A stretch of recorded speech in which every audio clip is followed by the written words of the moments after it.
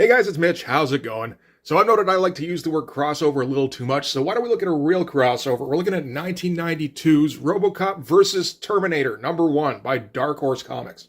So this was done at a time when Dark Horse had kind of established itself as not quite one of the biggest publishers, but definitely bigger than something like Malibu or Caliber or Slave Labor or something like that. And they did it by scooping up all sorts of licenses for movie properties mostly. And I think at the time it was kind of viewed as, sort of short-term success, like how long can you keep this kind of thing going?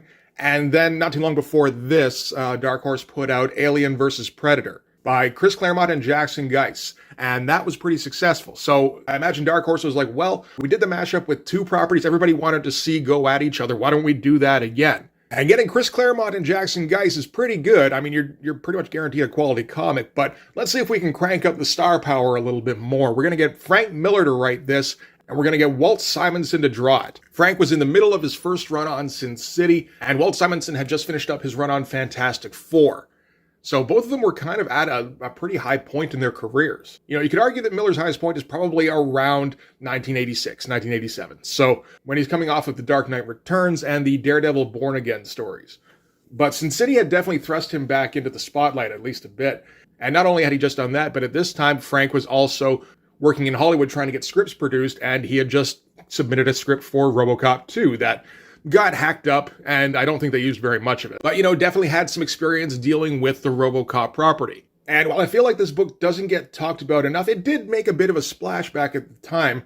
This first issue was the 17th most ordered book for the month that it came out, which, I mean, for a publisher as small as Dark Horse at the time, that's a pretty big accomplishment. At that point, you're rubbing shoulders with books like X-Men and Spider-Man and Batman. So the star power seems to have done its job at least a bit. So why don't we get into it? We can start with the cover. That's a pretty good one. There's some pretty weird perspective going on this thing, like with the highway here. I don't know what angle this is. We're getting a very low angle on Robocop, but we're looking straight on at the Terminator here, and I feel like that doesn't quite work together, but I think Walt's just kind of having fun drawing shit. I'm going to draw some futuristic buildings in the background. I'm going to draw a whole bunch of Terminators in this thing, so let's just have some fun doing that. Get our Simonson metal textures. There's going to be a lot of that in this thing. And yeah, I think Dark Horse definitely went all out because there's also some silver foil on Robocop here. And is it on the title somewhere? I think it is in the Robocop logo. Yeah. That's not something Dark Horse did very often at all. I'm not even sure if they've done it in any other comic. I assume they have at some point. So this is going to be, as I said, written by Frank Miller, penciled in ink by Walt Simonson, lettered by John Workman. So in other words, this is going to be a good time. There's an interesting credit here for special thanks to Art Adams, Grayson Tanaka, Adam Hughes, Lynn Varley, and Ruth Salisbury. So some interesting names in there. I'm not sure exactly what that's for, unless it's maybe just kind of like some inspiration or something like that. It would have been interesting if Lynn Varley had colored this thing, but no, it's colored by someone named Rochelle Menashe. I don't know who that is. I think it does okay in this. The color isn't exactly the star of the show in this particular comic, right? So we're going to start things off with a big old cover sheet and a whole bunch of explosion and gunfire sound effects. So John Workman's going to start getting his reps in early. That's actually a really nice start. Just an explosion off in the darkness. And we're just getting some, Walt explodey effects and like smoke and a whole bunch of John Workman sound effects. And this is going to be the future. This is the Terminator future. You ever want to see what the Terminator future looks like, drawn by Walt Simonson? Now we're going to get to. And we get the Resistance fighters here, and they're getting crushed by the Terminators. As the narration tells us, this is the last battle. So we're kind of ignoring previous Terminator continuity. I think you can pretty much always safely do that with Terminator. There isn't a set timeline. Not anymore. Even if there was, I mean, it's a time travel story. You can change that shit whenever you like. So in the first movie, the Terminators were losing the war. The humans were just about to win. And Skynet sent back Arnold to go and try and assassinate John Connor before he was born. Which is still just such a great fucking concept. In this one, we're going the other way, where the Resistance is on its last legs, and they're just doing one last-ditch attempt to try and save the future. And, Walt drawing weird Terminator stuff, it just seems like something that should have happened. Like this was destined to be. With his weird Kirby-esque tech and his crazy fucking metal textures and all the speed lines, like this is just perfect. So the Terminators, having taken care of the immediate threat, sense unauthorized activity at the center of the regional mind. So they're all just going to close in on this because this is where the hub of regional activity. And they start just busting their way in. Inside, we've got our lone freedom fighter. This is Flo. Sure it is. And she's confirming information that John Connor speculated on previously, which is that Skynet's history was turned by a human mind. It wasn't just that it became self-aware and decided that humans were the ultimate threat. There was a human mind at the helm of it that turned it from being an AI servant into being AI overlords. And they determined that this human mind is Alex Murphy, aka Robocop. Yeah, I mean, sure, we gotta start this thing off somehow. Why not do it that way? Robocop is responsible for Skynet. It makes perfect sense. And we've got our Terminator sneaking up on Flo in the background here. Got our panel-to-panel photocopies, which Walt is going to use quite a bit here. He did use it a fair bit towards the end of his Fantastic Four run, but he's always using it with a purpose, where he's trying to do some kind of effect. So he's going to do that here, where he's actually getting kind of creative with the photocopiers sometimes.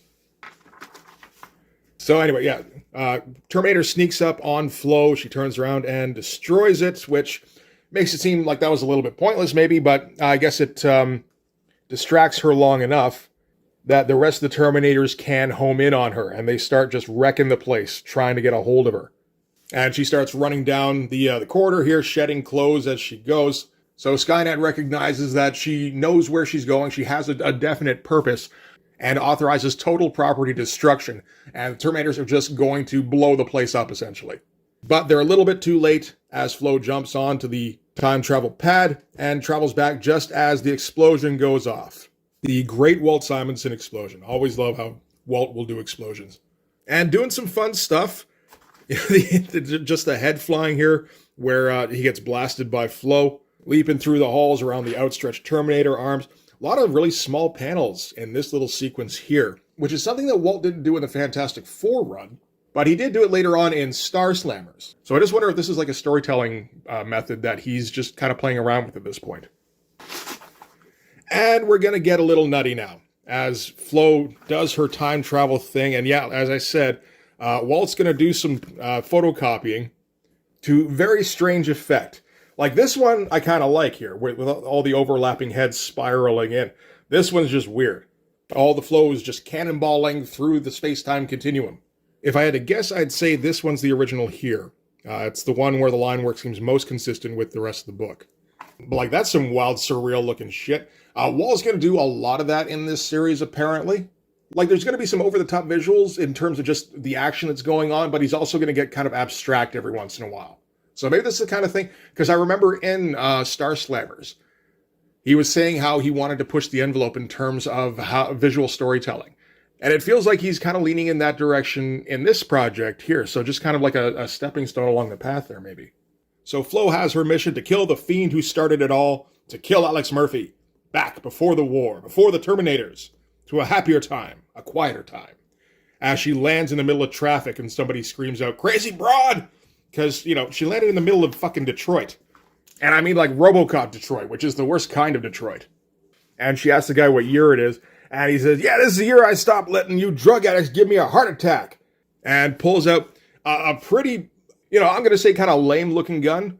Meant to look kind of futuristic, but tends to look a bit more like a futuristic pencil sharpener. And at the sight of the one guy, I guess he's a taxi driver, pulling out his gun, every single pedestrian also pulls out their gun, because everybody's armed in Detroit in the Robocop future. So then Flo takes out the taxi driver pretty easily, picks up his futuristic pencil sharpener, and points it at the crowd going, "Who's first? Come on, I'm ready." And they all go, "That's all right. I'm late for dinner anyway." And they all just kind of shuffle off. I saw it pointed out that Frank Miller is perfect for writing this kind of world, like the Robocop world, where everything is super cynical and has that satirical edge. You know, he'll probably push it too far, because that's what Frank usually does. But, like, he's absolutely at home in this particular world. So Flo steals the cabbie's car and starts taking off for Murphy's house, which she has the address for some reason. It just says here, the only listing for Alex Murphy is in the suburb of Livonia. If she had stolen a police cruiser, that might have made a bit more sense. I don't know if the cabbie has a phone book in his car or something, potentially, but, you know, there's no database that she could access, really. Doesn't matter. Onward we go. So at the home of Alex Murphy, some dude is trying to get Murphy's wife, Ellen, to come out for a nice dinner. At first, I kind of wondered if this was Murphy himself, like if this was before he became Robocop. Which, I mean, if I give it any thought to, obviously that's not going to be the case. This is a 4-issue miniseries. We're not going to include the origin of Robocop in this, unless that's somehow linked to the origin of Skynet, and that's just not really fun. Not when you can get Robocop shooting at Terminators and vice versa. So this is some dude who's trying to get in with Murphy's widow, because this is post-Alex Murphy becoming Robocop, so as far as his wife is concerned, Murphy is dead.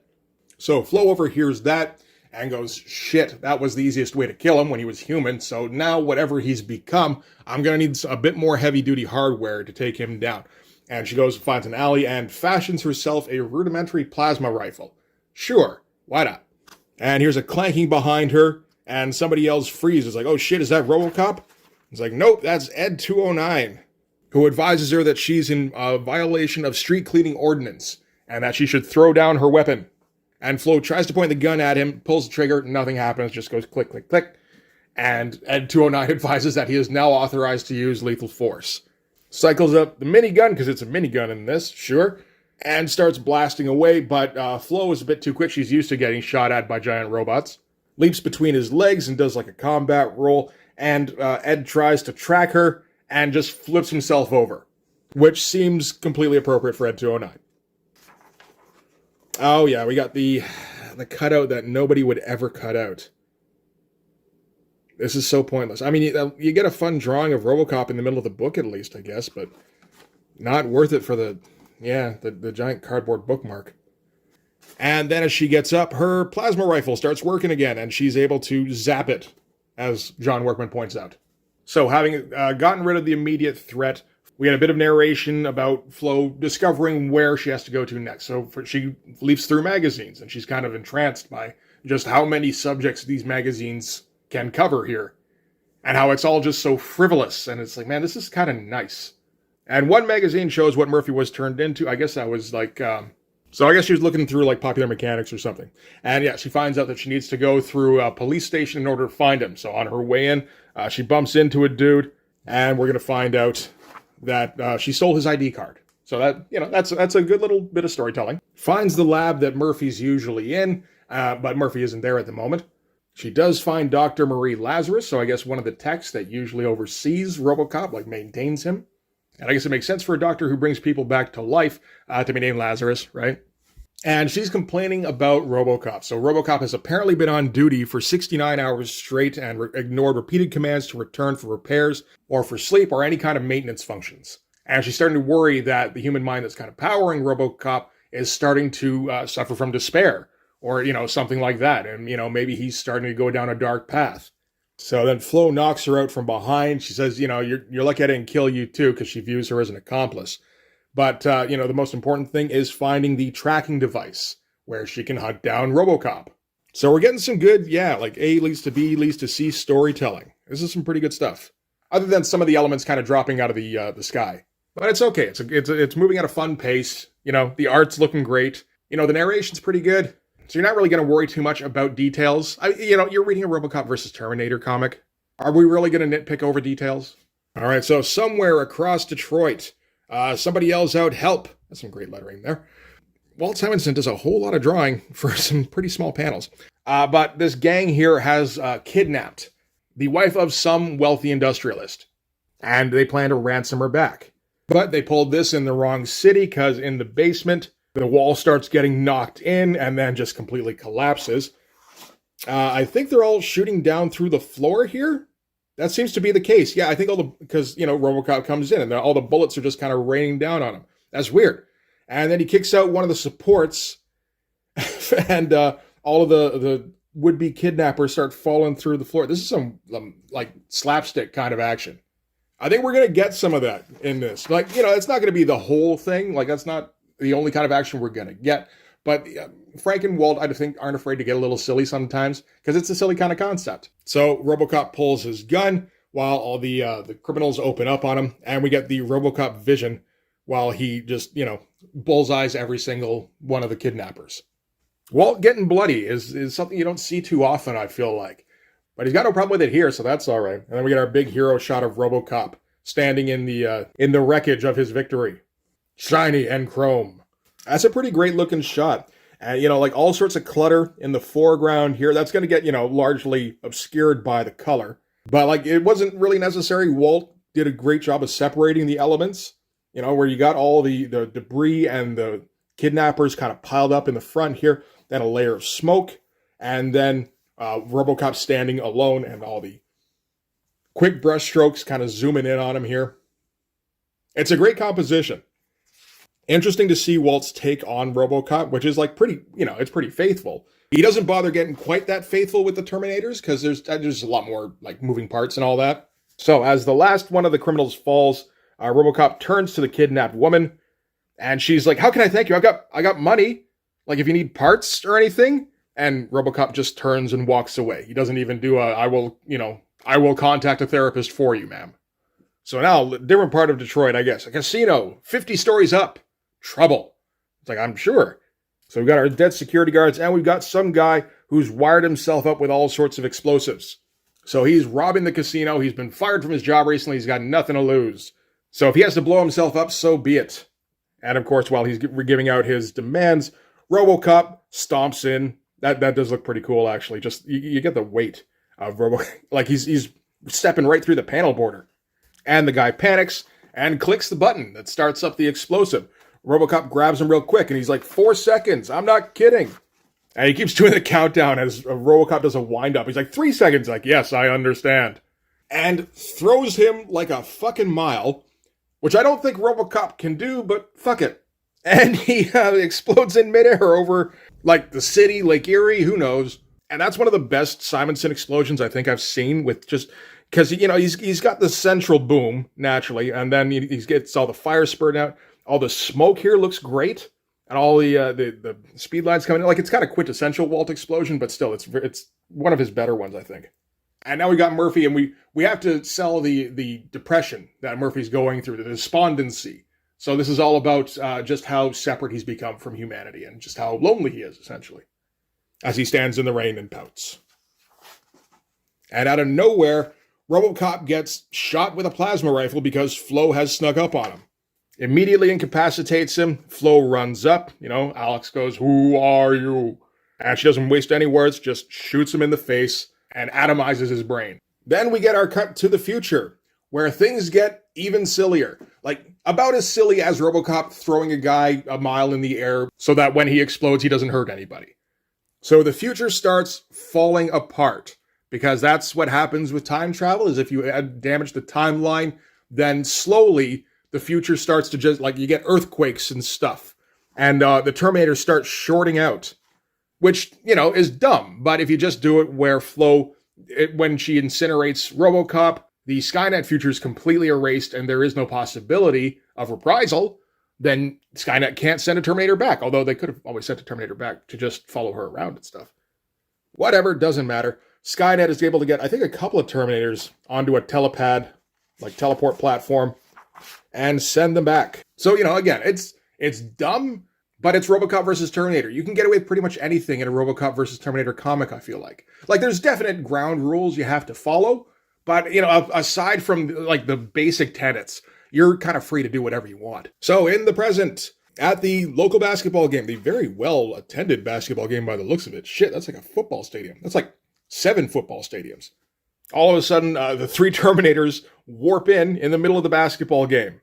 And, the crowd starts to get riled up. They pull their guns. We get the narration from the Terminators going, "No shortage of weapons, no shortage of clothes, sufficient time to prevent disruption." So this Terminator family, very likely murdered, a whole bunch of people, but then, murdered at least one basketball player, one woman, and some kid somewhere. Seems pretty likely. And then we cut back to Robocop, because obviously this was Skynet sent the Terminators back before Robocop got destroyed, because there's not much point in sending them back after. So we're going to just, rewind a little bit. And Robocop's still pouting in the rain when a car pulls up, just as Flo jumps out of the shadows to try and shoot, and the Terminator shoots at Flo instead. and gets her right in the chest. And Robocop sees this. Obviously, he's not sure what the hell's going on, but there's people with weapons and somebody just got shot. So he's going to shoot back at the person who did the most recent shooting. Does a little bit of recording, notices the weird cyber eye that I imagine this is the husband Terminator in the back seat here. It seems like it, because I think the kid's up in the front seat here, so the wife would be driving. And then he goes and checks on Flo, who's not doing too great. And she tells him that the whole world is going to die because of him. And that's where we're going to end this. And we're going to find out the next issue is going to be a really big fight. Oh, that sounds intriguing. All right. Oh, Robocop 3 is just coming out. That's going to be a classic. And another Terminator series coming out. Yeah, they're just going to start pumping out Terminator and Alien comics around this time. There's some good ones in there for sure. I don't know about Terminator, but I know there's at least a couple like really good Alien series that come out around this time. So yeah, that's Robocop versus Terminator #1. It's definitely fun, and there's some goofy shit that happens in it, but I feel like I maybe did a bit of a disservice by only getting issue 1. Because from what I understand, this miniseries gets absolutely insane. And I think I got to order maybe the rest of the series so that we can go through all of those as well. Because it's going to crank this up. This particular issue had to establish a whole bunch of story. Like the plot in this moves really quick and like just gets a lot of it out of the way really fast. Because we need to set up the scenario where Robocop would have a reason to fight against the Terminators. So we're finally getting close to that, and, Frank and Walt have thrown us enough goofy action, I think, that we're probably going to check out what the next issue looks like. So yeah, I'll order that up, and we'll go through that in a little bit. I think that's going to be a lot of fun. In terms of the art in this, I think this is right around the time when Walt is starting to transition away from his Fantastic Four-looking style and into, since he's both penciling and inking, and he's doing them both pretty quick, most likely, he's starting to get a little bit sloppy with his lines. And as far as I can tell, not thinking as much about line weights, which is something I've kind of noticed about his later work. It still looks really good.